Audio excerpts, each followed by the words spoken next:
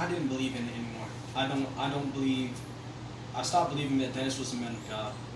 I got tired of not being able to talk to my family. And I really started to see the truth behind all the stuff that's been being said.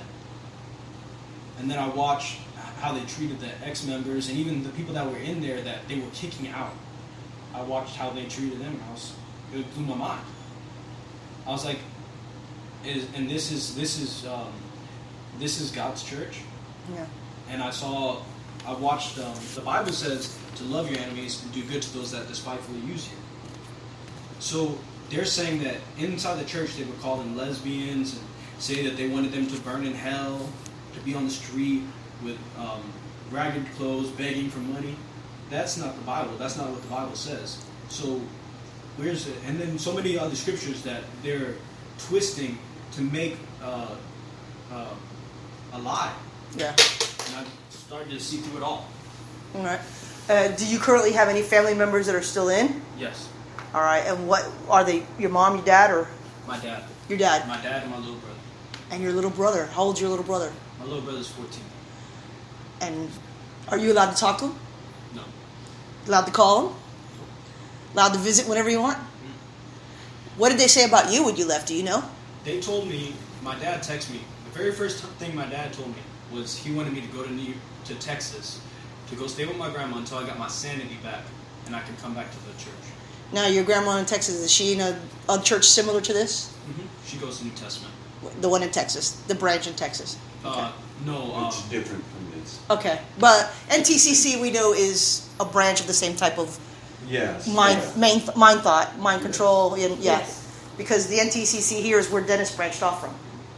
Ronnie did, yeah. So, all right.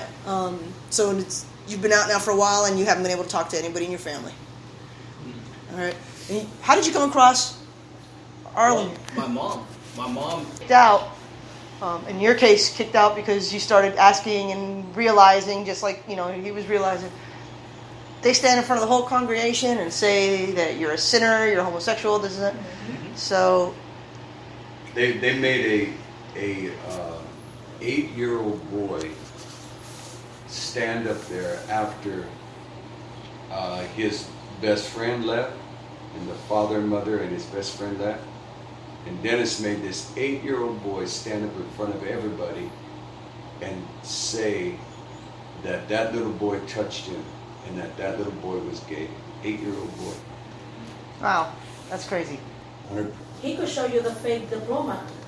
So-called he graduated in the 9th grade. From the 9th grade. And he tried to get in the military. That is a fake diploma. It's no good. Yeah, so that's we pretty much we wrote a story not too long about we wrote a story 2 years ago saying how the school is pretty much a church-run self-school. Yes. Remember CJ sent you all those high school diplomas? Yeah. He got a most recent one. It's no good. It's not accredited. It's not Nothing. chartered. So Nothing. basically now, if you really want to, like, what are you doing right now for a living? I'm framing under the table Okay. Because I didn't finish school, right. basically. Yeah. So you're forced now to kind of live in a means or as far as like hey. I should have. I should be. I should be able to move on with my life, but instead I'm doing framing, physical, and if I get hurt right now, there's nowhere for me to fall back on. I'm just hurt. Yep. No income, no nothing. Because I can't get a real job. No one will hire someone without a diploma. Yeah, and I think that's important for people to realize. They scammed you. They took away your life pretty much. Because now, here you are 19, and if you have to pretty much start all over. You have to go online and maybe do a GED, but even that takes time. That takes money. Yes. And I got to work at the same time. And you got to work at the same time. So, I think that's important for people to realize because that's a way they do that to keep you in. Yes. Mm-hmm. They do that to keep you in. It was like, he's not going to go anywhere. He's got no job. He's got no money. He's got no car. He's got no... Yep. So what would you say to anybody who was even thinking of joining that church? I'd say stay away from that place.